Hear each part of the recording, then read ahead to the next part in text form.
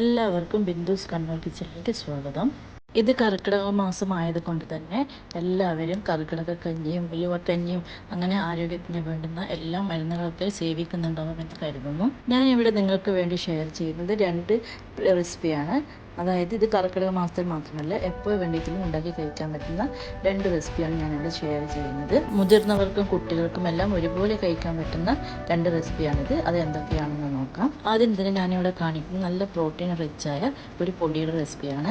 ഒരു പാനിലേക്ക് 2 വലിയ പീസ് വെള്ളം ഇട്ട് കൊടുക്കുന്നത്, അതായത് ശർക്കര ഇട്ട് കൊടുത്തിട്ടുണ്ട്. ഏകദേശം 150 ഗ്രാമോളം വെയിറ്റ് ഉണ്ടാവും ഇത്. അത് ചെറിയ ഫ്ലെയിമിൽ വെച്ച് നമുക്കൊന്ന് മെൽറ്റ് ചെയ്തെടുക്കണം. അതിന് വേണ്ടി 100 ml വെള്ളവും കൂടി ഞാൻ ഇതിനകത്ത് ഒഴിച്ച് കൊടുത്തിട്ടുണ്ട്. വെള്ളം ഉരുകി വരുന്ന അതേ ടൈമിൽ തന്നെ ഞാൻ വേറൊരു അടുപ്പിലേക്ക് ഒരു വലിയ പാത്രം വെച്ച് കൊടുത്തിട്ടുണ്ട്. അതിലേക്ക് നല്ലപോലെ കഴുകി വൃത്തിയാക്കിയ കറുത്ത എള്ളാണ് ചേർത്ത് കൊടുക്കുന്നത്. ഇത് നല്ലതുപോലെ കഴുകി വൃത്തിയാക്കുന്നത്, ഉണക്കിയെടുത്തിട്ടില്ല, കഴുകി വൃത്തിയാക്കി എടുത്തത് മാത്രമേ ഉള്ളൂ. ഇതിട്ട് കൊടുക്കുന്നുണ്ട്. ഏകദേശം ഇത് 150 ഗ്രാമോളം വരും. ഇത് നല്ലതുപോലെ റോസ്റ്റ് ചെയ്തെടുക്കണം. അതായത് നമുക്ക് ഈ തീയിൽ കിടന്ന് ഇതൊന്ന് പൊട്ടുന്നൊരു സൗണ്ട് വരും, അതുവരെ വറുത്ത് കൊടുക്കണം. അപ്പോൾ അതേ സമയം തന്നെ വെല്ലവും ശ്രദ്ധിക്കണം, വെല്ലവും ഉരുകി വരുന്നുണ്ട്. അപ്പം നല്ലതുപോലെ അത് മെൽറ്റായത് വരണം. ഇപ്പം വെല്ലം നല്ലതുപോലെ എല്ലാം കട്ടിയൊന്നും ഇല്ലാതെ ഉരുകി കിട്ടിയിട്ടുണ്ട്. ഇപ്പോൾ കല്ലും പൊടിയൊന്നും ഇല്ലാത്ത വെല്ലമായതുകൊണ്ട് ഞാൻ ഇത് അരിച്ചെടുക്കുന്നില്ല. ഇപ്പോൾ റോസ്റ്റാക്കി എടുത്ത ഈ എള്ള് അതിലേക്ക് ഇട്ട് കൊടുക്കുകയാണ് വേണ്ടത്. അപ്പോൾ ഇത് എള്ള് നല്ലതുപോലെ തന്നെ റോസ്റ്റാക്കി ഇട്ടിട്ടുണ്ട്. ആ എള്ള് ചൂടോടെ തന്നെ ആ തിളക്കുന്ന വെല്ലത്തിൻ്റെ ആ മിക്സിയിലേക്ക് ഞാൻ ഇട്ട് കൊടുക്കുകയാണ്. ഇനി അത് കട്ടയില്ലാതെ നല്ലതുപോലെ ആ വെല്ലത്തിൻ്റെ അകത്തേക്ക് ഉരുക്കി വെച്ച വെല്ലം ഉണ്ടല്ലോ അതിലേക്ക് നല്ലതുപോലെ ഒന്ന് മിക്സ് ചെയ്ത് കൊടുക്കണം, കട്ടയൊന്നും ഇല്ലാതെ. എന്നിട്ട് തീ ഓഫ് ചെയ്ത് കൊടുക്കാം. മിക്സ് ചെയ്ത് കൊടുത്തതിന് ശേഷം അതൊരു സൈഡിലേക്ക് മാറ്റി വെക്കാം. ഇനി ഞാൻ എള്ള് വറുത്ത അതേ പാത്രത്തിൽ തന്നെ ഏകദേശം 1 കപ്പോളം കപ്പലണ്ടി, അതായത് കടല ഇട്ട് കൊടുക്കുന്നുണ്ട്. അതൊന്ന് റോസ്റ്റ് ചെയ്തെടുക്കണം. അതും കഴുകി വൃത്തിയാക്കിയതാണ്, കഴുകി വൃത്തിയാക്കിയിട്ടാണ് യൂസ് ചെയ്യുന്നത്. അത് നല്ലതുപോലെ ഒന്ന് റോസ്റ്റ് ചെയ്ത് എടുക്കണം. കടല ഇപ്പോൾ നല്ലതുപോലെ തന്നെ റോസ്റ്റായി കിട്ടിയിട്ടുണ്ട്. തോലൊക്കെ നല്ലതുപോലെ പൊളിഞ്ഞ് വരുന്നുണ്ട്. ഇനി ഇത് മറ്റൊരു പാത്രത്തിലേക്ക് മാറ്റി വെക്കാം. ഇനി അതേ പാനിൽ തന്നെ 1.5 കപ്പോളം അവിലാണ് ചേർത്ത് കൊടുക്കുന്നത്. അവിൽ വറക്കുന്ന അതേ ചൂടിൽ തന്നെ കുറച്ച് ബദാമും കൂടി അതിൻ്റെ കൂടെ ചേർത്ത് കൊടുക്കുന്നുണ്ട്. അവിലും ബദാമും ഒരുമിച്ചിട്ടിട്ടാണ് ഞാൻ വറുത്ത് കൊടുക്കുന്നത്. ഇനി അതൊന്ന് റോസ്റ്റായിട്ട് വരുന്ന സമയത്ത് ഒന്ന് ചൂടായി വരുന്ന സമയത്ത് കുറച്ച് കാഷ്യൂ നട്ട് ചേർത്ത് കൊടുക്കാം. ബദാം ഏകദേശം 50 ഗ്രാമോളം, അതേപോലെ കാഷ്യൂ നട്ട്സ് 75 ഗ്രാമോളം ഞാൻ എടുത്തിട്ടുണ്ട്. അപ്പോൾ ഇതൊക്കെ കൂട്ടുകയും വറുക്കുകയൊക്കെ ചെയ്യുക, അത് നിങ്ങളുടെ ഇഷ്ടത്തിനനുസരിച്ച് എടുക്കുക. എല്ലാം നല്ലതുപോലെ തന്നെ റോസ്റ്റായി കിട്ടിയിട്ട് ഞാനത് പാനിൽ നിന്ന് ഒരു പാത്രത്തിലേക്ക് മാറ്റിയിട്ടുണ്ട്. ഇനി നമ്മൾ വറുത്ത് വെച്ച കപ്പലണ്ടിയുടെ സ്കിന്നിൽ നിന്ന് കളഞ്ഞെടുക്കണം. അപ്പോൾ അത് നമുക്കൊരു പാത്രത്തിനകത്തേക്ക് നല്ലോണം കൈ വെച്ച് തിരുമ്മി കൊടുത്തു കഴിഞ്ഞാൽ പെട്ടെന്ന് കളയി കിട്ടും.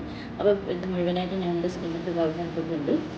ഇനി ഈ എല്ലാ ഇൻഗ്രീഡിയൻസും നമുക്ക് ഒന്ന് പൊടിച്ചെടുക്കണം. അപ്പോൾ അതിന് വേണ്ടി നല്ല വെള്ളമൊക്കെ തുടച്ച് വൃത്തിയാക്കി ഒരു മിക്സി ജാർ എടുത്തിട്ടുണ്ട്. അപ്പോൾ അതിലേക്ക് ഞാൻ ആദ്യം തന്നെ എള്ളും നമ്മൾ ശർക്കരയും മെൽറ്റ് ചെയ്ത ശർക്കരയൊക്കെ ഇട്ടിട്ടുണ്ടല്ലോ, അതാണ് ഗ്രൈൻഡ് ചെയ്തെടുക്കുന്നത്. അതാദ്യം ചേർത്ത് കൊടുത്തേക്കാം. അത് അടിച്ചെടുത്തതിന് ശേഷമാണ് ബാക്കിയുള്ള ഇൻഗ്രീഡിയൻസ് ഇതിൻ്റെ കൂട്ടത്തിൽ ചേർത്തിട്ട് അടിച്ചു കൊടുക്കുന്നത്. അപ്പോൾ നമുക്കത് അടിച്ചെടുക്കാം. ആ എള്ളും ശർക്കരേൻ്റെ മിക്സ് ഇപ്പോൾ ഞാനിവിടെ അടിച്ചെടുത്തിട്ടുണ്ട്. ഇനി ഇതിൻ്റെ അകത്തേക്ക് ചേർത്ത് കൊടുക്കുന്നത് നമ്മൾ സ്റ്റിങ്ങെല്ലാം കളഞ്ഞ് വെച്ച കപ്പലണ്ടിയാണ്. അതുകൂടി ചേർത്ത് കൊടുത്തിട്ട് ഒന്നും കൂടി അടിച്ചെടുക്കുന്നുണ്ട്.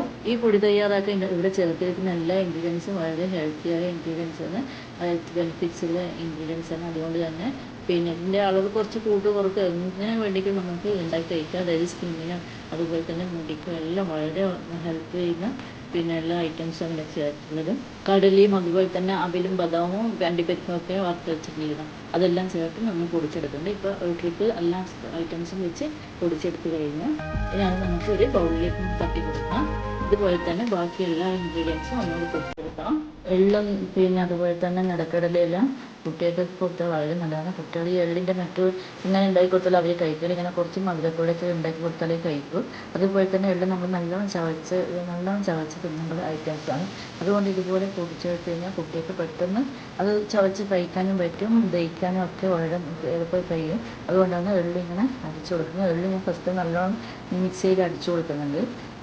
എല്ലാം ഒരുമിച്ചിട്ട് കഴിഞ്ഞാൽ എള്ള് അങ്ങനെ പൊടിഞ്ഞ് കിട്ടില്ല. അതുകൊണ്ടാണ് എള്ള് ഫസ്റ്റ് തന്നെ പൊടിച്ചു കൊടുക്കുന്നത്. ഇപ്പോൾ എല്ലാ പൊടിയൊക്കെ മുഴുവനായിട്ട് ഇവിടെ ഞാൻ പൊടിച്ചെടുത്തിട്ടുണ്ട്. എല്ലാ പൊടിയും തയ്യാറായിട്ടുണ്ട്. ഇവിടെ എല്ലാം റോസ്റ്റ് ചെയ്തെടുത്തത് കൊണ്ട് തന്നെ പെട്ടെന്നൊന്നും ഇത് കേടായിപ്പോയില്ല. ഒരാഴ്ചയൊക്കെ പുറത്തൊക്കെ വെച്ച് കൊടുക്കാം. ഒരാഴ്ചയൊക്കെ കഴിഞ്ഞ് നമുക്കത് ഫ്രിഡ്ജിലെടുത്ത് വെച്ചിട്ട് എടുത്ത് ഉപയോഗിക്കാം.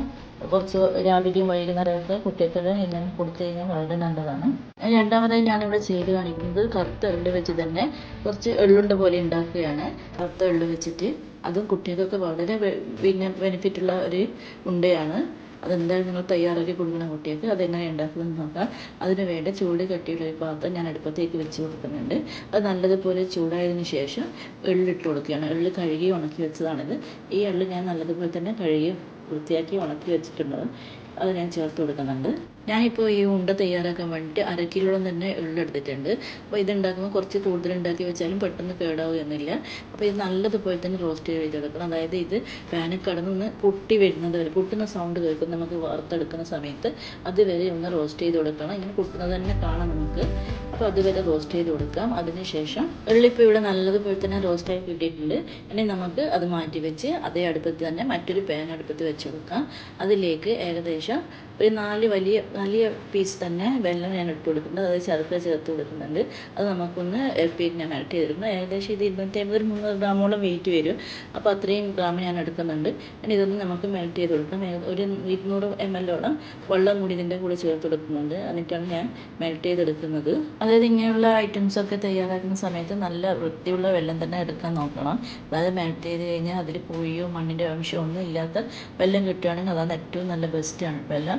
അത് ശർക്കരയൊക്കെ വാങ്ങുമ്പോൾ ശ്രദ്ധിച്ച് വാങ്ങിയാൽ അങ്ങനെയുള്ള വെള്ളം കിട്ടും. അപ്പോൾ നമുക്കിത് അരിച്ചെടുക്കേണ്ട ആവശ്യമില്ല. അപ്പോൾ ഇത് മെൽറ്റായി കിട്ടിയിട്ട് നല്ലപോലെ അതിനകത്തേക്ക് 3 ക്രഷ് ചെയ്തിട്ട് ഞാൻ ഏലക്ക ഇട്ട് കൊടുക്കുന്നുണ്ട്. അപ്പോൾ അതും കൂടി ഇട്ട് നല്ലതുപോലെ നമുക്ക് വെള്ളം ഒഴിച്ചത് കൊണ്ട് തന്നെ ഒന്ന് നല്ലോണം കുറുകി വരണം. അപ്പോൾ ഇത് കുറുകി വന്നതിന് ശേഷം നമ്മൾ റോസ്റ്റ് ചെയ്ത എള്ളുണ്ടല്ലോ അത് ചേർത്ത് കൊടുക്കുകയാണ്. അപ്പോൾ അത് നല്ലതുപോലെ ചേർത്ത് കൊടുത്ത് കട്ടയില്ലാതെ ഈ വെള്ളത്തിനകത്ത് മിക്സ് ചെയ്ത് കൊടുക്കണം. നല്ലതുപോലെ മിക്സ് ചെയ്ത് കൊടുക്കുക. ഈ കർക്കിടക മാസത്തിൽ കുറേ മരുന്നൊക്കെ ചേർത്തിട്ടുള്ള പൊടി ഐറ്റംസൊക്കെ ഉണ്ടാക്കി കാണിക്കണമെന്ന് വിചാരിച്ചതായിരുന്നു.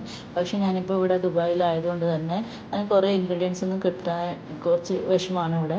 അതുകൊണ്ട് തന്നെ എനിക്കങ്ങനെയുള്ള ഈ പൊടികളൊന്നും ഈ കർക്കിടക മാസം ചെയ്ത് കാണിക്കാൻ പറ്റിയിട്ടില്ല. അപ്പോൾ അങ്ങനെയുള്ള പൊടികളൊക്കെ കിട്ടാൻ കഴിക്കുന്നത് വളരെ നല്ലതാണ്. ഇപ്പോൾ കുടുംബശ്രീ ആയാലും മറ്റുള്ള ഓരോ സംഘടനയിലും അവരെല്ലാം ഇങ്ങനെ മരുന്നും പൊടിയൊക്കെ ഉണ്ടാക്കി കൊടുക്കുന്നുണ്ട് നാട്ടിൽ. അപ്പോൾ അങ്ങനെയൊക്കെ കിട്ടുകയാണെങ്കിൽ എന്തായാലും അതൊക്കെ വാങ്ങി കഴിക്കണം. ഇപ്പം വെല്ലവും അതായത് എള്ളൊക്കെ നല്ലതുപോലെ മിക്സായി കിട്ടിയിട്ടുണ്ട്. ഞാൻ തീ ഓഫ് ചെയ്ത് കൊടുത്തു. ഇനി ഇത് കുറച്ച് തണിയുന്നതിൻ്റെ മുന്നിൽ തന്നെ നമുക്കിതൊന്ന് ചെറിയ ചൂടിൽ വെച്ച് തന്നെ ഉരുട്ടിയെടുക്കണം. എന്തായാലും ഇതൊക്കെ കുട്ടികൾക്ക് ഉണ്ടാക്കി കൊടുക്കണം. കുട്ടികൾക്ക് ഇതെല്ലാം കഴിച്ചാൽ വളരെ നല്ലതാണ് ഹെൽത്തിന്. എന്തായാലും തയ്യാറാക്കി കൊടുക്കണം. ഇപ്പോൾ ഞാനിവിടെ ചെയ്ത് കാണിച്ച 2 റെസിപ്പിയും നിങ്ങൾക്ക് ഇഷ്ടപ്പെട്ടിട്ടുണ്ടാകുമെന്ന് വിചാരിക്കുന്നു. രണ്ടും ഇടയ്ക്കിടയ്ക്ക് ഓരോന്ന് മാറ്റി ഉണ്ടാക്കി കൊടുത്തെങ്കിൽ കുട്ടികൾക്കൊക്കെ ഇഷ്ടപ്പെടും. ഈ 2 റെസിപ്പിയും നിങ്ങൾക്ക് ഇഷ്ടപ്പെട്ടിട്ടുണ്ടെങ്കിൽ നിങ്ങളുടെ ഫ്രണ്ട്സിനും അതുപോലെ തന്നെ ഫാമിലിക്കും ഒക്കെ ഷെയർ ചെയ്ത് കൊടുക്കണം.